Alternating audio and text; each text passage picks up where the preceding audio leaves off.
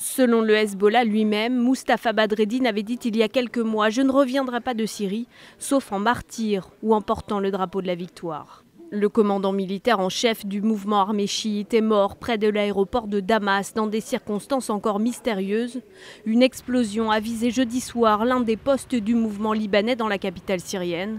Le Hezbollah accuse généralement Israël lorsqu'un de ses cadres est assassiné, mais cette fois, pas de mise en cause immédiate.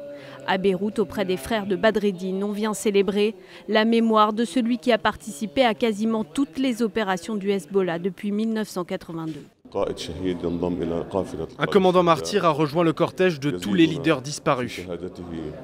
Il nous stimule par son martyr avec force, gloire, volonté et intention de poursuivre la lutte contre l'ennemi sioniste et les takfiris jusqu'à la victoire, avec l'aide de Dieu. Takfiri pour désigner les groupes djihadistes et radicaux sunnites contre lesquels le Hezbollah, allié de l'Iran et du régime de Bachar al-Assad, se battait en Syrie depuis plusieurs années.